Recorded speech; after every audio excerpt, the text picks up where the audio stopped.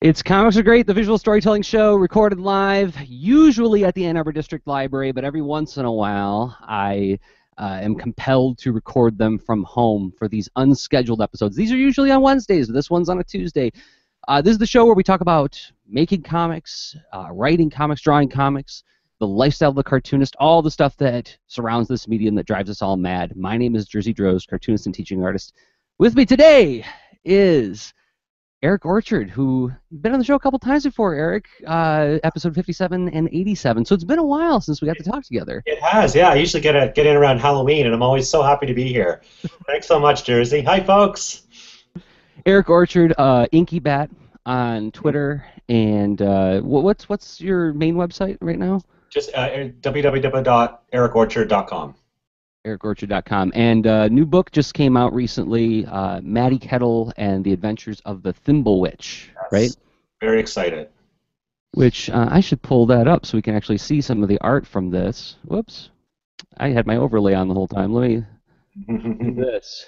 There we go. So we've got Maddie Kettle, which is the story of a young girl whose parents have been turned into kangaroo rats. Mm-hmm. And she says, this won't do. And so she goes, and she has a magic toad that is abducted by evil goblin-like creatures. And she goes off in quest to get her magic toad back and restore her parents to humanity. Mm-hmm. This is from Top Shelf Productions. Mm-hmm. So we've talked with you before. I mean, I've had you on the show before to talk about, scary stories, horror stories. You were on with John David Guerra of NightmareProWrestling.com, and people should go back and listen. We had some really great discussions on the topic on episode 57 and 87. Mm-hmm. But I want to talk specifically about your work this time, because because you got the new book out that people should go out and read, and B, is that as I was reading the book, I came up with this summary, is that it's as if Edward Gorey and Marie Sendak got together and retold The Wizard of Oz. Yeah, I don't think I could do better than that. I think that's perfect. That makes my day, actually. Great. I mean, that's the vibe I got from it. As I was reading it, it really took me back to that time when I was a little kid and I first discovered where the wild things are, and I thought, this is a little bit scary. Mm-hmm. But I am intrigued, and I feel like these monsters, although they visually, arrest me a little bit, I feel like they could be friends, right? Yeah. And that's what's going throughout this whole book, is this sense of, and we're gonna get to this, I think, in like the third part of the show, is this sense like there's this weird kind of eeriness to the art, but there's a sweetness to the story in that it's ultimately a very optimistic book, despite the initial appearances of all of these different creatures and goblins and witches and bats and things. Yeah. But so as I was trying to like pick it apart, I was like what is it that Eric's doing that's making me say creepy? Because when I look at, and I'll pull back up the two, Harry and Silvio, two of the characters who assist Maddie on her quest. Is that up on the screen now? Let me see if I can get it. So we've got like this raccoon and this bear, and the raccoon's playing the banjo, and the bear's trying to fix a deflated balloon, and they're having some back and forth on it. And they're cute. They're cute characters. But the raccoon has this vacant look about him. He doesn't emote, right? The bear kind of emotes a little bit, but the raccoon, Silvio, does not emote at all in any of the pages of the book. Yeah. And you've got like this kind of almost a woodcut kind of line style that you use for like texturing everything. Yeah. So you got these highly textured yet subdued illustrations, very few ham-handed expressions in the story, right?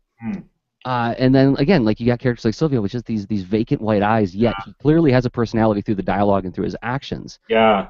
So now I'm going to crown off my point with. Oh yeah. This whole book has a quiet eeriness that belies an optimistic story, and I'm wondering if this was. Here's where I'm going to ask you one of those squishy, dumb artist questions, Eric. That's okay. Yeah, I'm ready for it. Is that intentional, or is that just like an inflection of who you are as a person? I think it's a reflection of my worldview.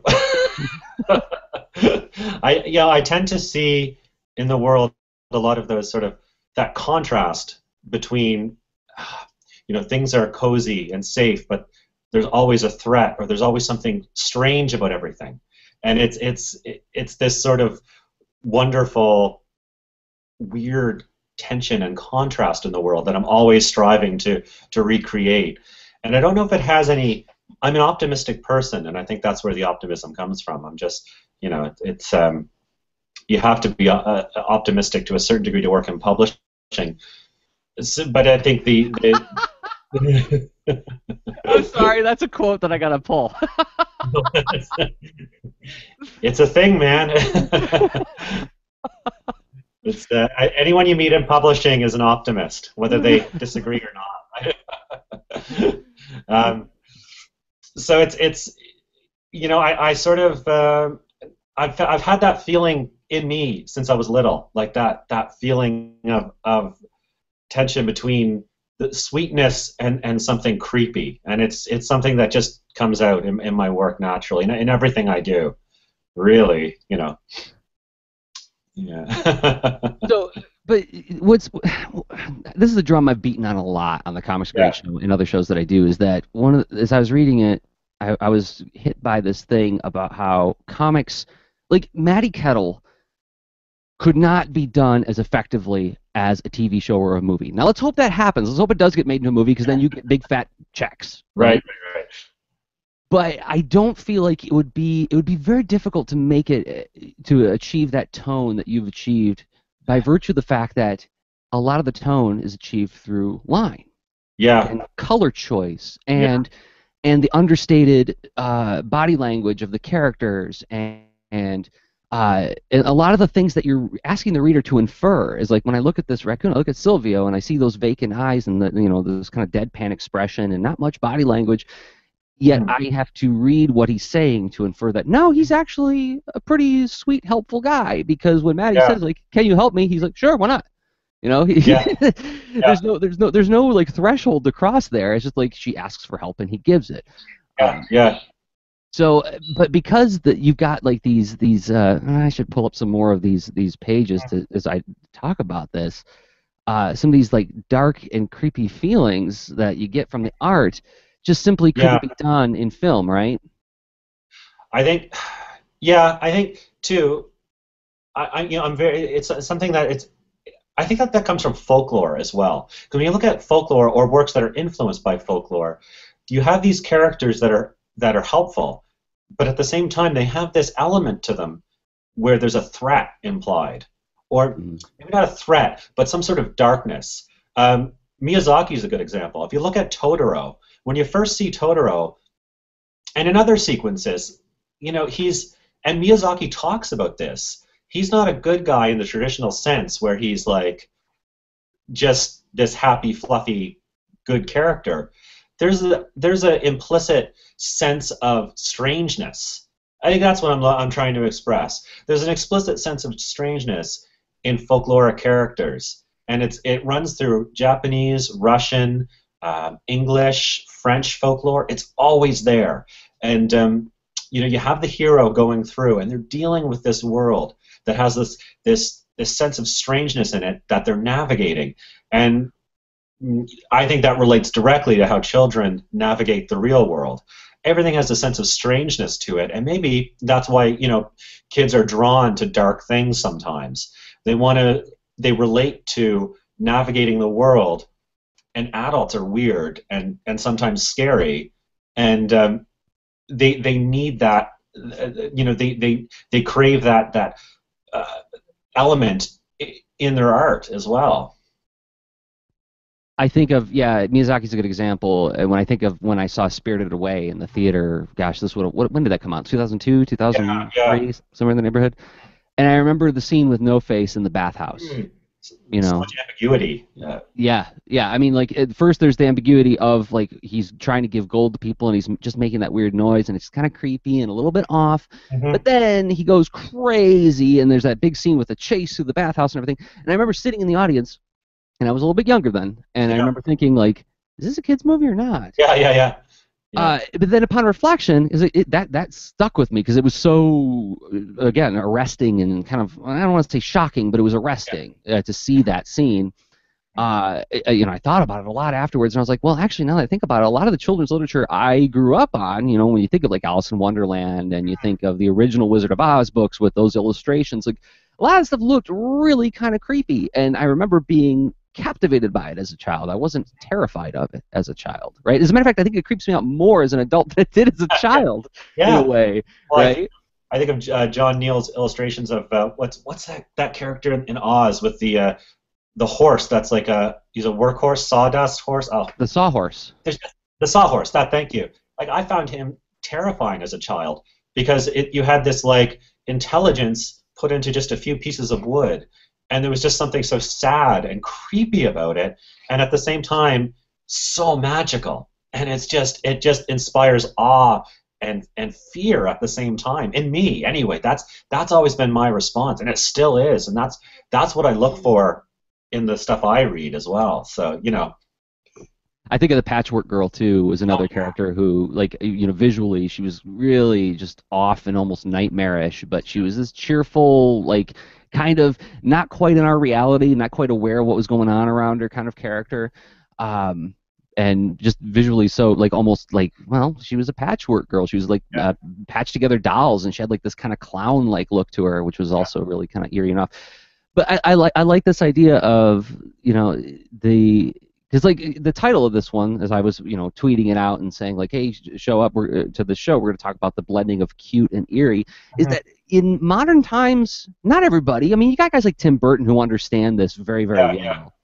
yeah, You got like even Paul Rubens, like I think of like Pee Wee's Playhouse yeah, and Pee Wee's Big Adventure is yeah, like an excellent example of something that blends like something that's a little off and a little creepy in this really compelling way that's totally accessible to children and yeah. like thrilling to children, right? Hmm.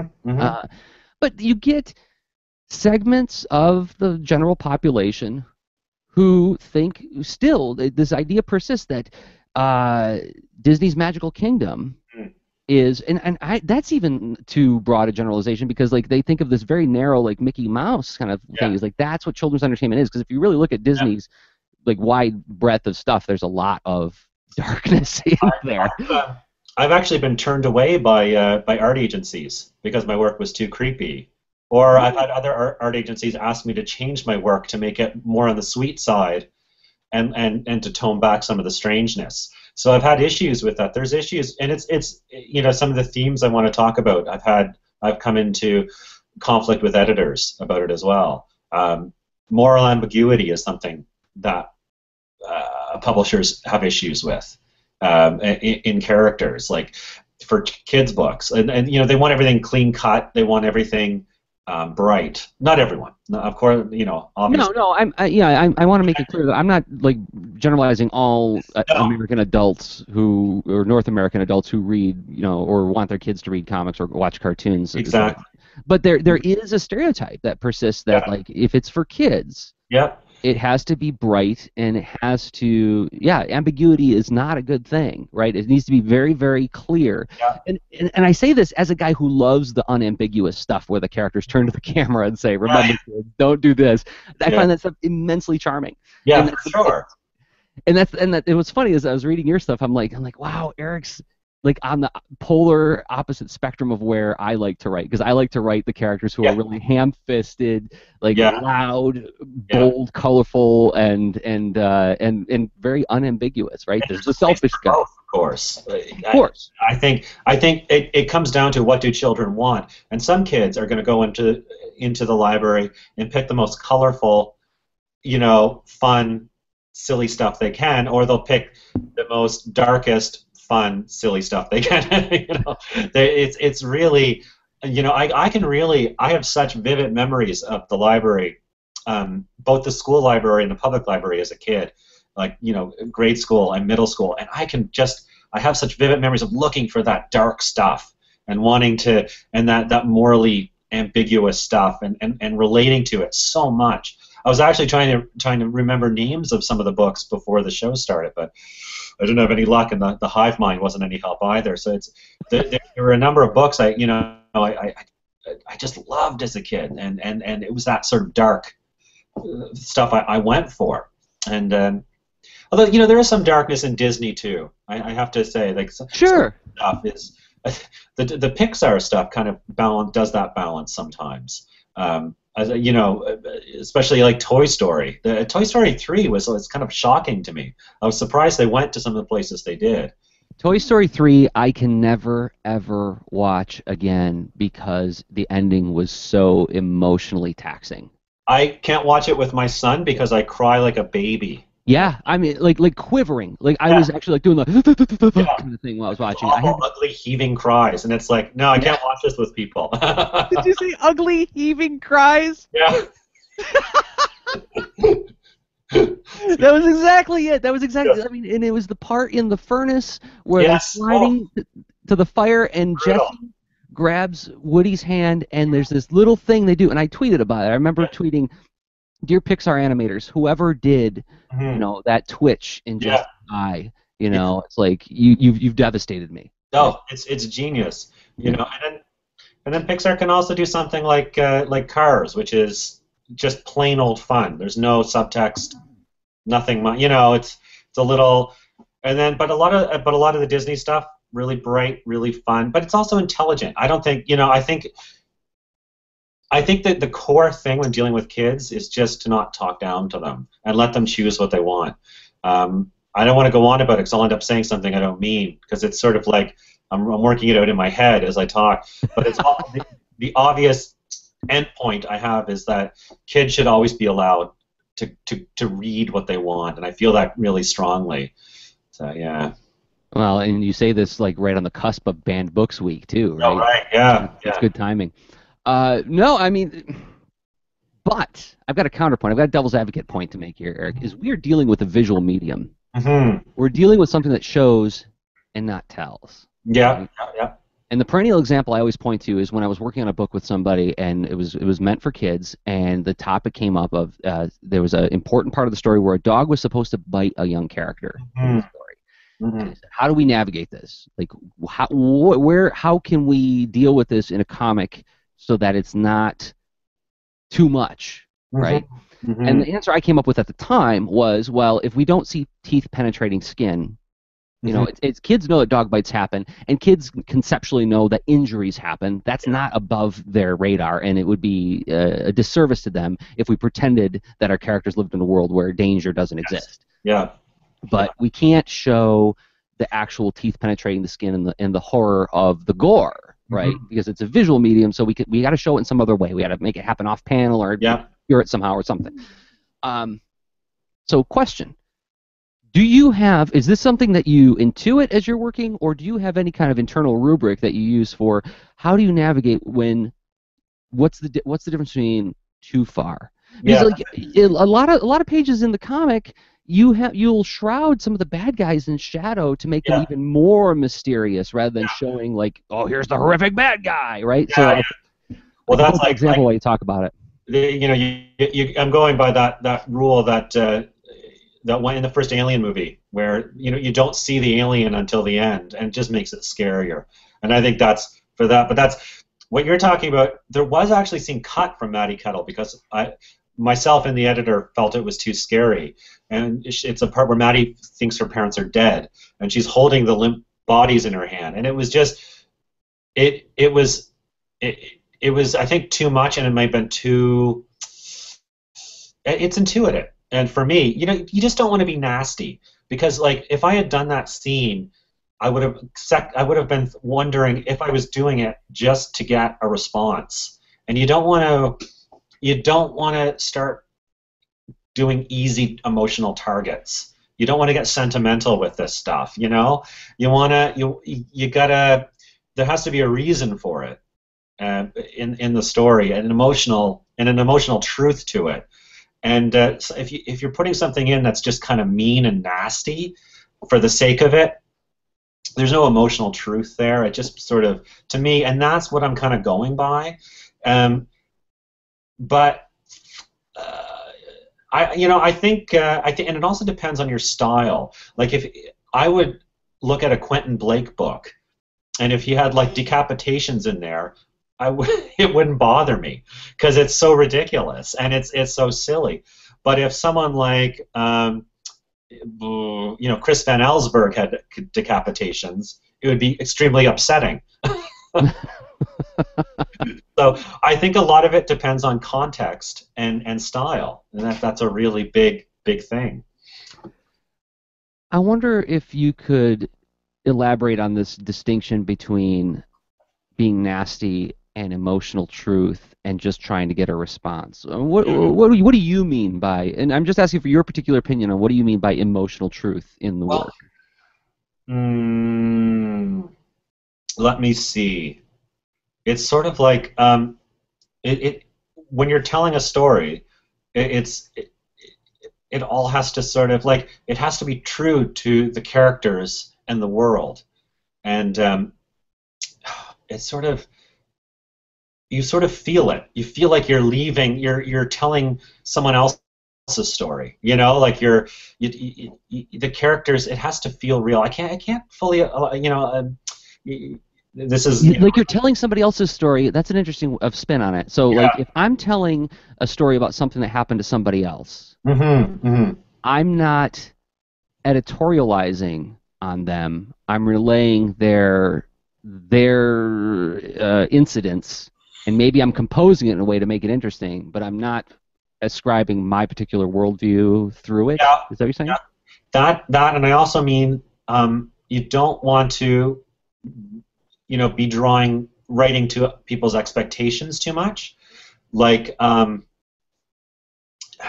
like when you start to write and you're worried how people will feel about something, that's the stuff you edit out later if you don't like it. But yeah, this is something that it just comes up as it's going, and I can't put it to words too well because it's sort of like it's part of the writing process that is so mysterious to me, and I don't know.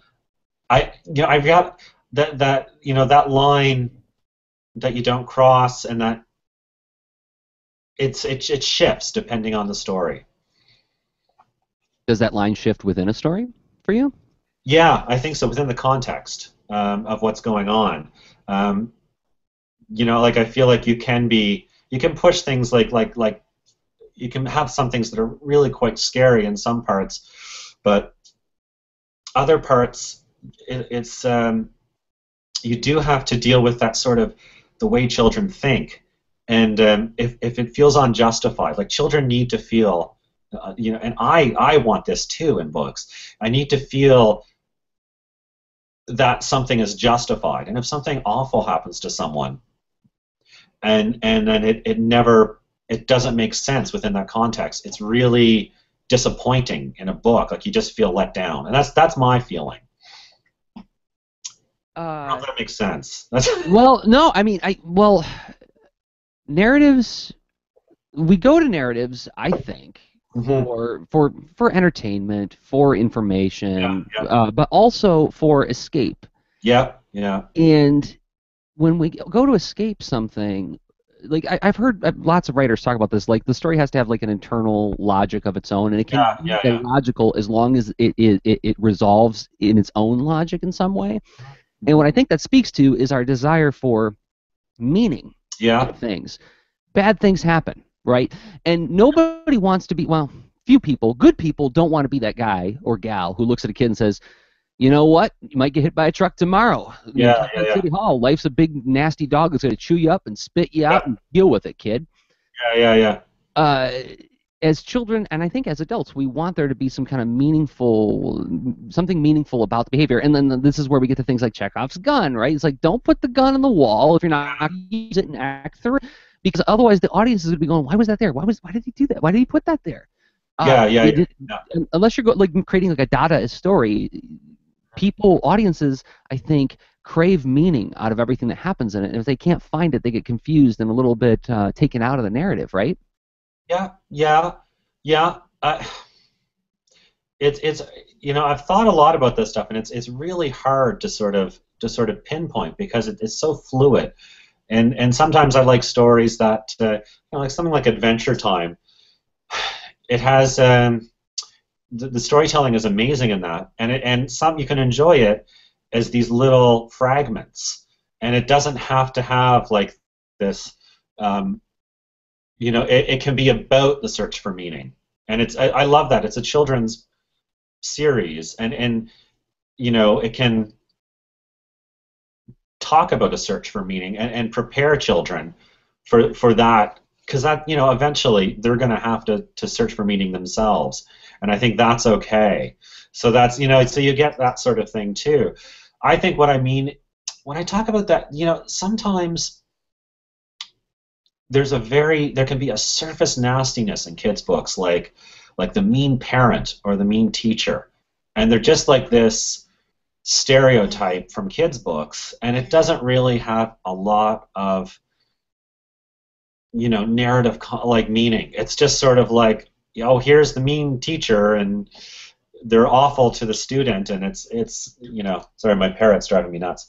And it's sort of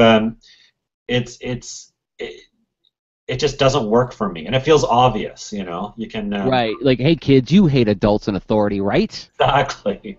Kids are smart, adults are dumb, after all. And I'm here to tell you, as the author, I'm on your side. Yeah, Right? yeah. It's cheap, and it feels like things are so much more nuanced for that than that for kids. Uh, that's my sense of it anyway. Uh, yeah, and when I was kind of driving at this whole idea about meaning, I wasn't trying to suggest that all stories need to, as Dave Roman likes to say, put a lampshade on the punchline or the meaningful moment to say, Yeah, see, folks, it's about this. yeah, yeah, yeah, yeah. But having a sense of closure to an idea, or having a sense of this action led to another action that resolves a thing, even if it's to make a point about this is not about finding meaning, but it leads to the point about the search for meaning, right? Yes, But yes, to have some central point to it without it being, like you were suggesting earlier, like pandering to an audience yeah, or playing to an assumption about the audience that isn't necessarily well thought out. Like, for yeah, instance, yeah, all children want to rebel against adults, and that's not true. As somebody, yeah, as a father, I'm sure that this is not to be true. And as a teacher, as somebody who teaches children, they want to please me. They want yeah, to make me happy in the yeah, classroom. yeah, So yeah. Yeah, kids are. It's funny. My son is now in grade 1, and he has his first really strict teacher, and he loves her. You know, and it's just sort of like he didn't like the teachers who were too easy on him. So there's sort of they're complicated creatures like kids, and there's no use guessing or assuming what they want. You just have to do the best you can, like, and treat them as complicated creatures who, like us, like grown-ups, you know.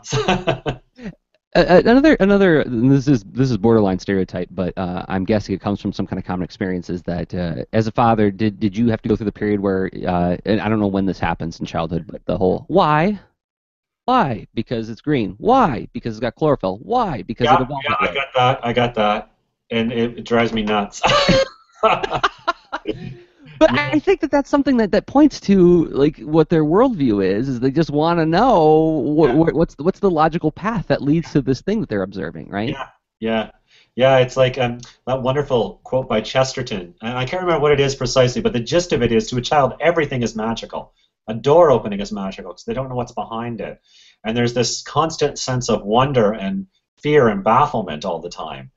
And I think that's a big theme in a lot of the best kids books, and also even in picture books, and yeah, it's something that you can strive for. I want to get at like we've been talking about how you intuit and how the style that you use is just an inflection of your worldview. Yeah, But part of the listenership and viewership of the show is people who are maybe just starting out doing this kind yeah, of stuff, yeah, and they don't know what to expect from the path, right? yeah, And yes, every path is different, but the reason that I even started the show in the first place was to talk with other creators, cartoonists, authors, etc., to collect as many different paths as possible so that people can get at least like some way stations, right? yeah, yeah, And so I was digging through your Tumblr, Yes, yeah, yeah. batorchard2.tumblr.com, My and I can. inspirations and stuff. Yeah, Yeah, and when I was looking through this, I was like, wow, Eric is cataloging everything that thrills him, and you get this kind of like uh, visual catalog of here's what makes up the Eric Orchard style. yeah, yeah. It's true. It's very true. And Yeah, as I'm looking through it, I'm like, okay, I'm seeing a lot of images of, like atmospheric, borderline yeah, creepy, dark imagery, and then I'll see an animal in people clothes. yeah. Yeah. I know. It's good to have variety. Yeah. So I mean, yeah, like it oscillates between these two things. Like I'm looking at it right now. Like so, like I just saw. Okay, here's like this Grim Reaper going through the woods and this beautiful textured, almost Yeah. woodcut looking nature scene. And Yeah. then the next image is this wonderful like 1950s Yeah. kind of postmodern cartoon Yeah. fox playing the violin and singing. Yeah. And I'm somewhere in there. Like, So does this do collecting these things? I mean, first of all, I mean you post on this thing pretty darn regularly. yeah. Yeah. So my first question is like, how are you curating all this information? Uh, Intuition. No, I mean like what ways are you? I mean what feeds are you using Oh, to get a these lot things? of fine art tumblers. Like I have a fine art degree, an art history degree, and I've always loved collecting images. I used to buy secondhand art books before the internet and cut out the pictures, and my wall was covered in art, illustration and art.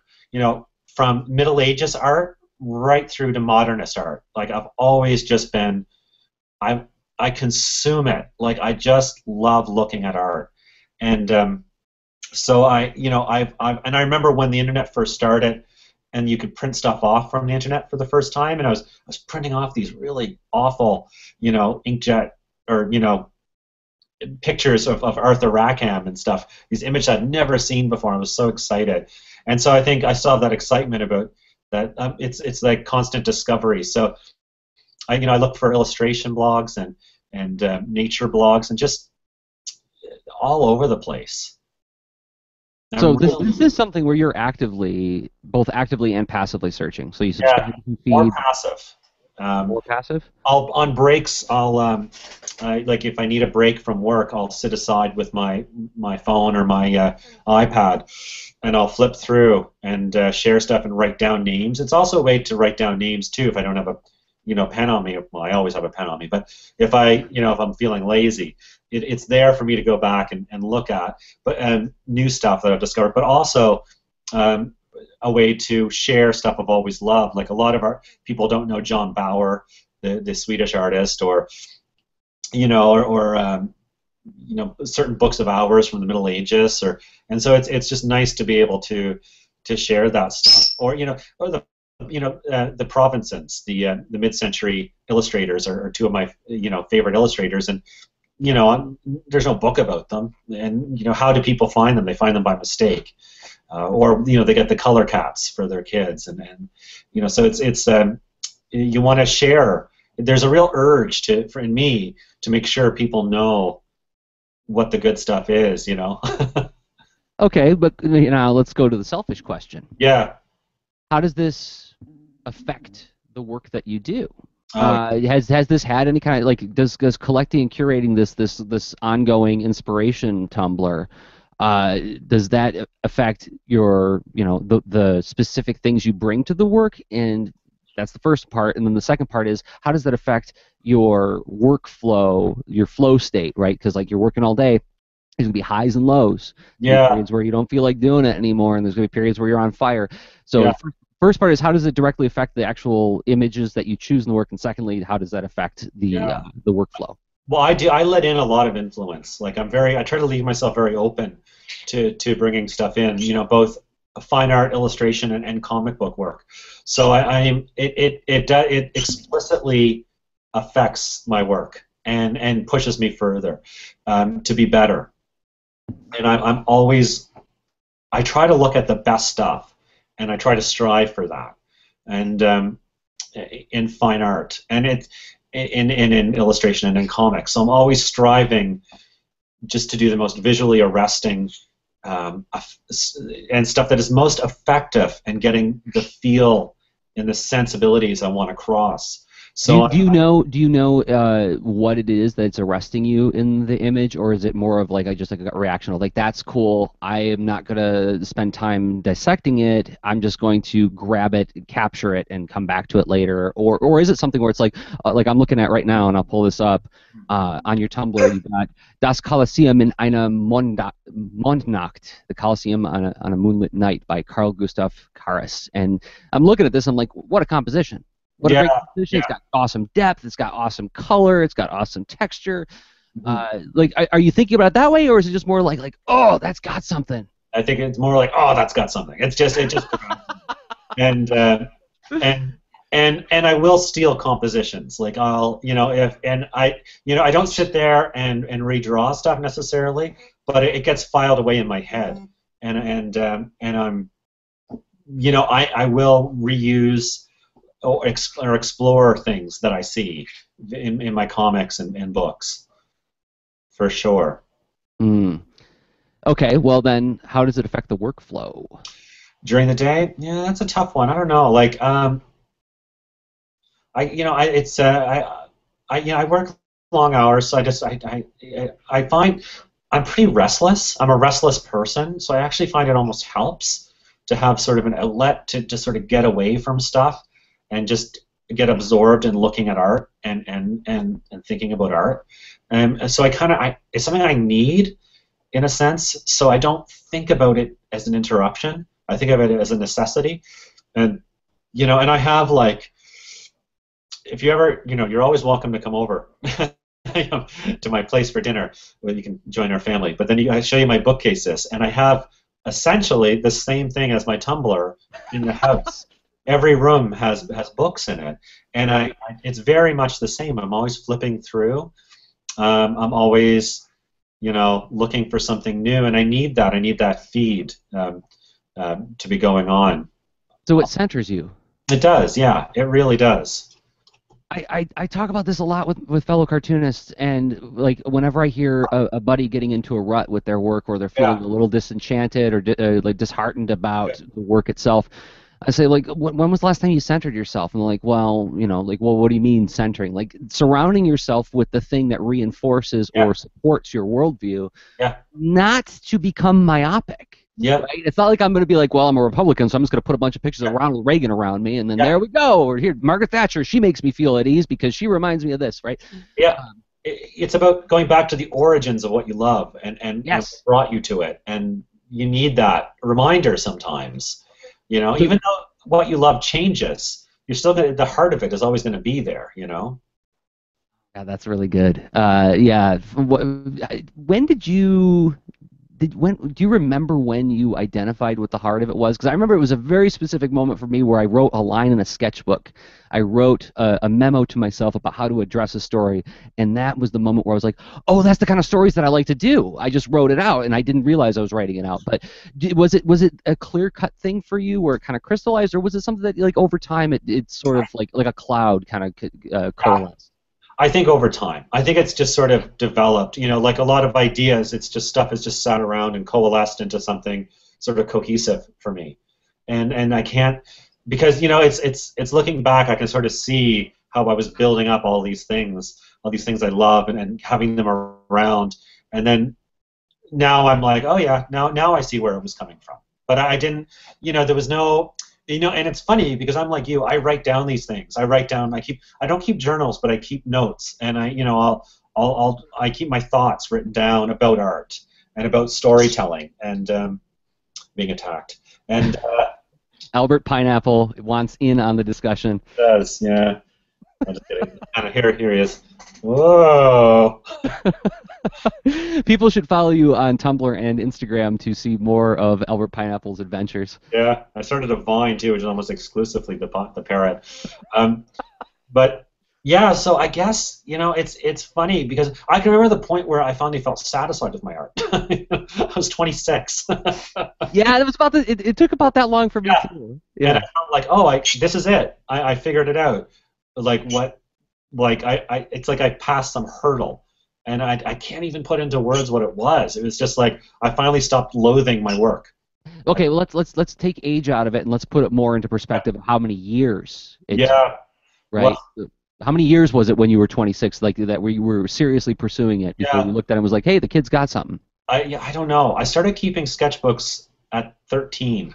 Um, so I did what I think of as really good work at 13 and 14. Like it's surprising me how good it was. But then I did a lot of horrible stuff too. Like and it was sort of like um, I felt like every one out of every 20 pieces was any good. And then it got to that point where over 10, 15 years, I got to that point where I had the confidence that I knew every piece had a good chance of surviving, of being something worthwhile. And because, I'm well past the stage where I throw out sketchbook pages, which I used to do all the time. And now it's like, no, it's okay. I think it's also just living with your style and living, because it's so personal, right? And it takes a while just to get that sense of comfort with, it's like a mirror. It's like looking at your art is looking in the mirror all the time, and it can really, if you look in the mirror too much, it can really distort what's there, and you really need to get a certain level of objectivity and comfort with looking at that stuff. Yeah, I think about like when I see like the sketchbook project or Yeah, artists who post their sketchbooks online, and I see this happening with my younger students, yeah, I see I don't want to say younger, I just want to say beginning students, right? Because I yeah, also teach older kids and adults, and I see them being dismayed by, wow, their sketchbook looks like a work of art in and of itself, and yeah, my sketchbook doesn't look like that. Therefore, it's like, oh, I got to page 2 of my sketchbook and this drawing is crap. Well, the sketchbook's ruined now. yeah, yeah, I'm like, no, it's only ruined if you stop drawing in it. You need to fill it, yeah, and then fill another one, then fill another one, and you'll see that upon reflection, these things are yeah. looking pretty good, right? Yeah, I can remember the moment in high school when someone looked at my sketchbook and said, "Oh, I know someone who keeps a sketchbook, and every piece is this finished piece," and it broke my heart. And then I realized if I did my sketchbooks like that, I would do no finished work. Like Yeah, I need to pour that into. And then you need that. You need to develop that fast gestural style. Everyone needs that style, that messy style. They need the freedom to be ugly in their sketchbooks. And if you don't have that freedom, you're missing out on some important stuff. I'm grabbing that one too. That's going in the T's. The freedom to be ugly. No, but I mean, I have a lot of loose gestural stuff that goes into my sketchbooks in the early planning phases of my books where I'm writing visually, right? Like I'm visualizing the scenes, and maybe I don't even know what they're saying yet, but I know essentially what the body language and behaviors are going to be. And my wife has reported on several occasions, she'll look at like the initial loose, messy, ugly Yeah, sketches, and yeah, she'll say, what happens between that and your yeah, final to where you lose like 30% of your energy? yeah. It's not crazy. Yeah, it's like the ugly stuff is so fluid, and Yeah, yet when you clean it up, it tightens up. And I mean, there are lots of artists that talk about this. Like every step you add to the process takes away like 10% of the energy or fluidity of the thing. But yeah, yeah, and what that pointed me at is that there's a beauty in the ugly, messy drawings yeah. that we can't overlook as well, right? No, I mean there is absolutely. Um, and then there's no way to retain that easily. It's a funny thing. So, but Well, yeah, I just like the idea that in a different context, these ugly sketches have their own intrinsic yes, beauty and absolutely. value that you lose when you get to the quote unquote fancy drawings. Yeah, and I think that's fine and natural, and I think it's because I'm a big believer in redrawing. I like to redraw things and get them right, and feel really confident. So you got to be okay with losing some of that energy and that fun quality early on. Yeah. Uh, okay, well, I want to respect your time because I know you gotta go pretty soon here, but I wanted to get to. So we talked about like the the navigating creepiness Mhm. and creepiness is such an unfortunate word. I mean, eeriness. I know. Yeah, I don't like. Well, as I was thinking about, it, I was like, I was writing down. I was doing word association with myself. I'm Yeah, like, what am I thinking of when I look at Eric's work? And I thought I wrote the word eerie, and then I wrote maybe I'm thinking mysterious. Right, the stuff is yeah, it's very yeah, mysterious kinds of drawings yeah. and shots, Hmm. which mystery is unsettling, right? Yeah, Um, and yet the dichotomy that you drew in this that I think is so terrific and so interesting to explore is the whole book has mhm. themes of optimism, Yeah, positivity. Uh, I don't want to spoil anything for anybody, but you find out that things that that are set up with assumptions at the beginning of, wow, this character is this kind of creature, therefore they're bad, and we have to stop them. yeah, And then you meet that creature, yeah, and that creature says, "Don't hurt me." yeah, yeah, Uh, it's interesting to me that there's not a single person in the book who is either pure good or pure evil. Everybody is uh, ambiguous, yeah. and Maddie's strength as a character in the story is that her first instinct, and this is where I compare her a lot, like in terms of like character archetype, Mhm. to Ben Hatke's Zeta the Space Girl, because Yeah, her first initial instinct in any encounter is, "Can I help? yeah, What can I yeah, do to yeah. help here?" Yeah, I have a lot. I think I have a lot in common with Ben with worldview. Ben Hackey. We're both very. I think we're both optimistic people. You have to be when you have like multiple kids and work in comics, right? So it's it's. But yeah, I really identify with Ben's books as well. I find there's something in there that is really something that sort of gets to my heart as well, and with Zeta especially, I find that she's someone who kind of you know, it's the kind of character I want my sons reading about. You know, because she's someone you can kind of strive to be like. Um, that sense of curiosity as well as just you know, a good heart, and that's you know I think you know that's how what I strive to be like as well. So it's something that's good to put in there. Well, yeah, what I got out of it is that there's an implicit lesson, not explicit. It's a very implicit lesson throughout the story of there's a world of scary things out there, young Yeah, person, and they look scary. yeah, If you approach them in the spirit of friendship, yeah, often it yeah, will go better for you. yes, yeah, yeah. You Not always, but often. yeah, if you go in with an open heart, things will never. You sort of open up reality a bit more. It's sort of it. You realize the depths of reality are a little bit different than maybe you had conceived them to be. So it's a perceive them to be. So it's a yeah. You're really getting to the heart of the story there because it's there's a lot of that sort of thing in there, which is funny because I didn't that wasn't intentional. Like I wasn't writing that consciously.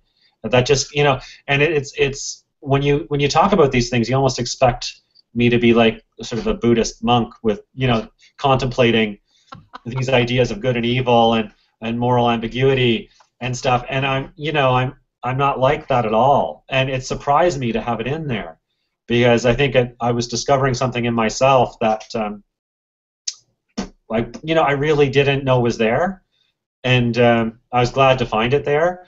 But it was a nice surprise. That, Something that Dan Mishkin has said to me repeatedly and on my shows is that he doesn't like to start off with looking for meaning in the yeah, work. He likes to discover it through exploring the work. yeah, that's almost the point of it in a way. You know, it's one of the points, obviously. Yeah. So it's something again like that you can set up structures, you can set up character charts and everything, but ultimately it's something where you have to kind of well, I'm going to borrow your own language, is you have to approach it with an open heart and look to discover something about yourself through the work, right? Yeah, yeah, absolutely. And that's I feel quite strongly. Like I think um, writing Matty Kettle really gave me that sense of like how you draw and how you write a story like that. And I have to give Chris Staros a lot of credit because he really helped lead me to that. So rather than trying to write something that relied on cliches, Are you still there, Eric? on easy outs, he Oh, there we go. Okay. lost the video just for a second, but I see you again.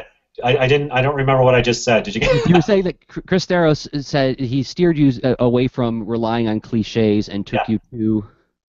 Yeah, he allowed me to really explore these themes and these ideas in the story, which was just wonderful.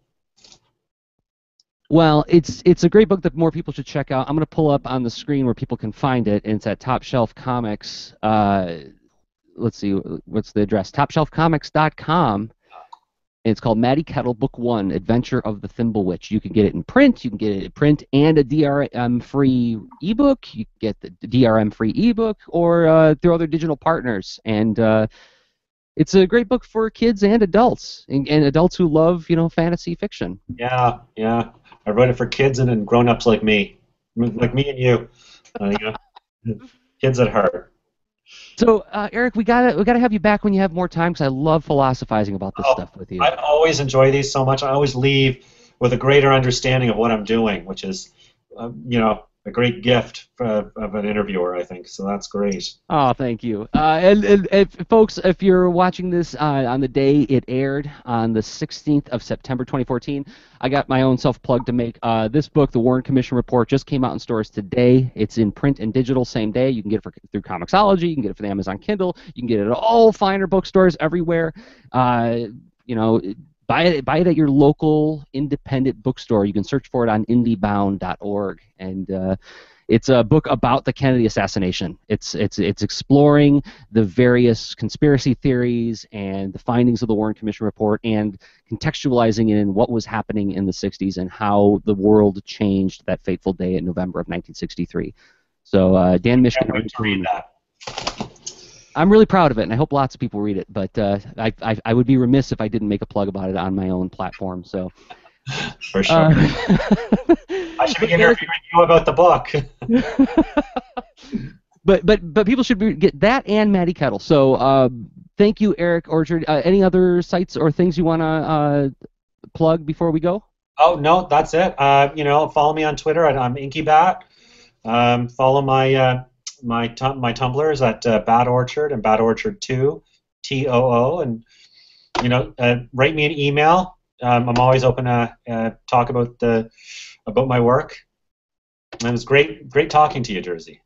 All right, so this show will be archived at comicsgreat.com/CAG103, and if you enjoyed the show, you could help it out a lot by giving it a star review on iTunes. You don't even have to write a review, just however many stars you think it deserves. Or if you're watching this on YouTube, give it a thumbs up. That helps more people find the show and more people discover awesome artists like Eric. So until next time, I have been Jersey Drozd of ComicsAreGreat.com and Jersey on Twitter. Okay, bye. And I'm going to kill the stream, everybody, because Eric's got to go. So thanks, everybody, for hanging out with us and watching. Thanks so much, Jersey. That was I had a great time, as always. I'm so glad. Okay, we'll talk to you soon. All right, later. Bye.